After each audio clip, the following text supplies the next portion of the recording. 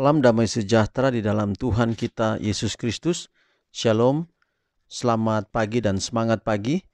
Jumpa kembali dalam renungan pagi kita hari ini 27 Februari 2022.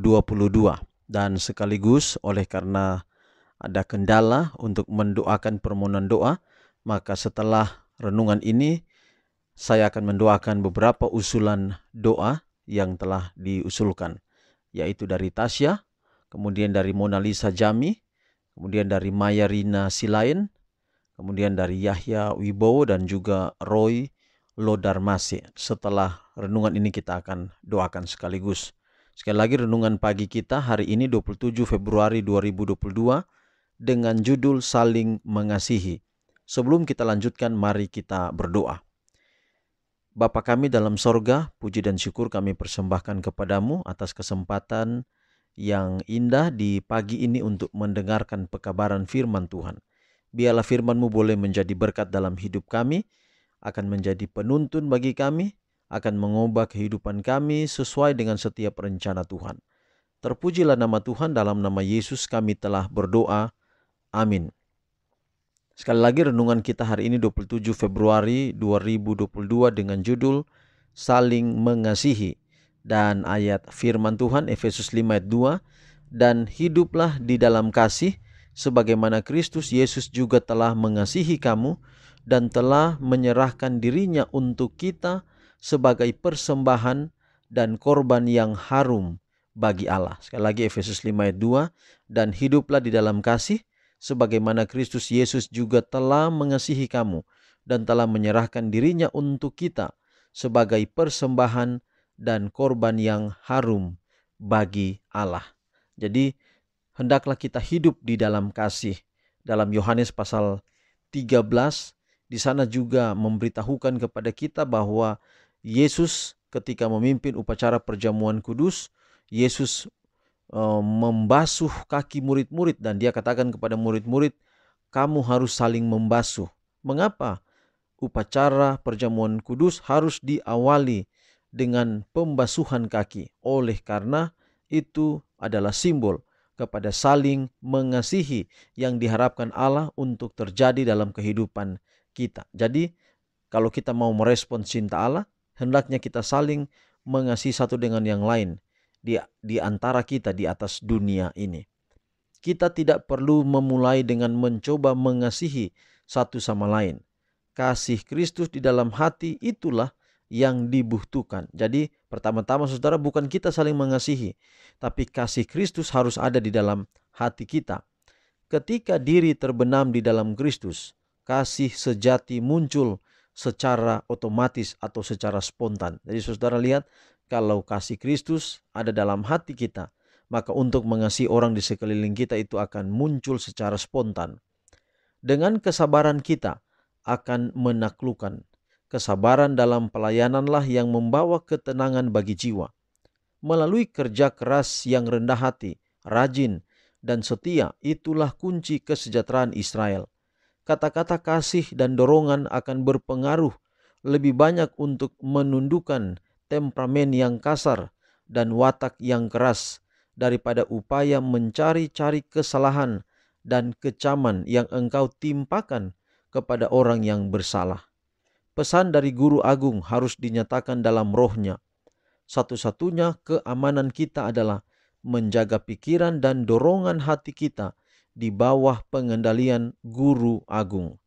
Malaikat Allah akan memberikan pada setiap pekerja sejati pengalaman yang kaya dalam melakukan ini. Kasih karunia kerendahan hati akan membentuk kata-kata kita menjadi ekspresi kelembutan seperti Kristus. Selama setiap jam Kristus tinggal di bumi, kasih Allah mengalir dari Dia dalam aliran yang tidak dapat ditahan-tahan. Semua orang yang dipenuhi dengan rohnya akan mengasihi sebagaimana Ia mengasihi. Prinsip yang mendorong Kristus akan mendorong mereka dalam perlakuan mereka satu dengan yang lain. Kasih ini membuktikan bahwa merekalah murid-muridnya.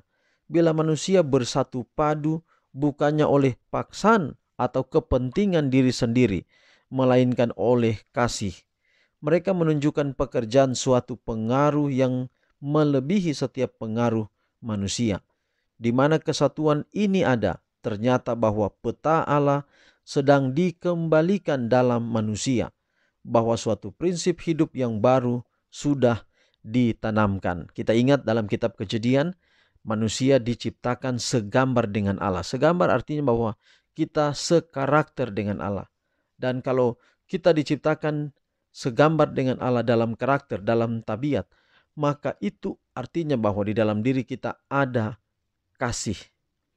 Nah, kenapa manusia jatuh ke dalam dosa? Kenapa Hawa jatuh ke dalam dosa? Gantinya kasih dalam dirinya harus dipantulkan kepada Allah, dia pantulkan kepada dirinya sendiri. Itu yang kita sebut dengan egois, mencintai diri sendiri. Dan mencintai diri sendiri melebihi cinta kepada Allah. Di sanalah Hawa jatuh ke dalam dosa. Jadi panggilan kepada kita pagi ini, apakah kita mau saling mengasihi? Kalau kita mau saling mengasihi, apa kuncinya? Kuncinya adalah kasih kepada Yesus harus terpatri dalam hati kita. Bagaimana kita mengasihi Yesus? Lihatlah pengorbanan Yesus, lihatlah apa yang dia buat untuk kita. Dalam renungan kita yang sudah-sudah, di hari-hari berlalu kita telah lihat betapa besar pengorbanan Allah melalui anaknya Yesus Kristus bagi kita. Dengan demikian, kalau kita memandang itu dengan penuh hormat, dengan penuh rasa syukur, maka kasih Allah akan menjadi bagian kita. Kalau kasih Allah sudah ada dalam diri kita, mengasihi sesama kita, orang lain di sekitar kita, itu akan secara spontan terjadi. Jadi yang pertama adalah mari kita hargai, kita hormati, mari kita syukuri pengorbanan Yesus sehingga kasih Allah ada dalam diri kita, dan otomatis kita akan mengasihi orang di sekitar kita. Banyak orang bergumul untuk mengasihi orang lain, untuk membagi sesuatu kepada orang lain. Dia lupa cara yang paling penting adalah dia harus meletakkan kasih Yesus itu di dalam hatinya, sehingga itu secara spontan akan keluar dalam bentuk kasih kepada setiap orang di sekitar. Tuhan berkati pekabaran hari ini adalah menjadi doa kita semua. Mari kita akhiri dalam doa, dan saya ingin menyampaikan usulan doa dari Tasya. Terima kasih Pak Pendeta. Tolong doakan keluarga kami agar tetap setia pada Tuhan. Doakan cucu-cucuku dalam masa pertumbuhan agar bertumbuh seimbang, baik mental dan rohani, besar nanti menjadi alat Tuhan. Terima kasih. Kemudian Mona Lisa Jami, selamat pagi. Terima kasih untuk firman Tuhan. Tuhan Yesus memberkati pelayanan dari Bapak Pendeta. Mohon dukungan doa buat adik saya yang nomor 3 yang sakit. Dan ada orang gereja saya dan anaknya terpapar COVID. Kemudian teman pelayanan yang sakit, yang sementara dirawat di rumah sakit. Sepupu yang sakit juga. Kesehatan bagi keluarga besar almarhum Papa dan keluarga besar Mama saya. Buat Mama saya juga supaya sehat, kuat, bijaksana, dan hidup berkenan di hadapan Tuhan di masa tuanya.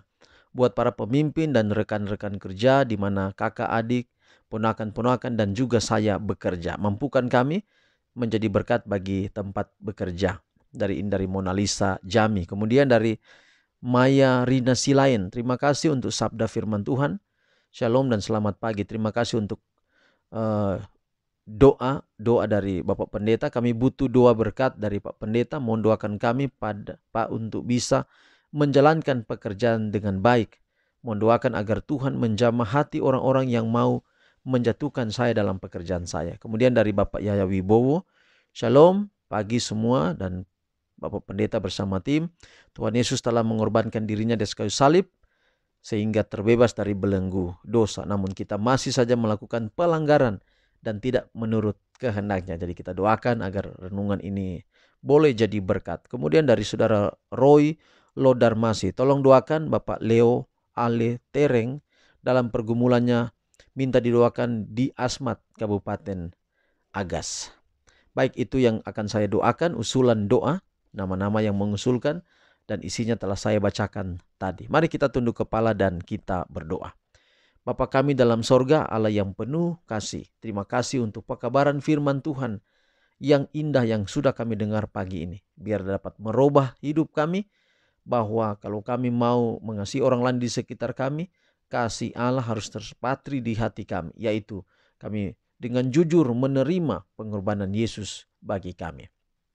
Saat ini ya Bapa, kami serahkan seluruh keberadaan hidup kami dalam tangan Tuhan. Hari ini khususnya Tuhan akan memberkati kami. Hamba doakan semua pendengar renungan pagi di mana saja berada. Tuhan memberkati, Tuhan akan memelihara, memberikan kekuatan dan juga kesehatan. Hamba doakan usulan doa dari Tasya tadi yang sudah hamba bacakan. Tuhan memberkati. Berkati keluarganya, berkati anak cucu, berkati setiap rencana kehidupan keluarga ini. Hamba juga berdoa untuk usulan doa dari Mona Lisa Jami.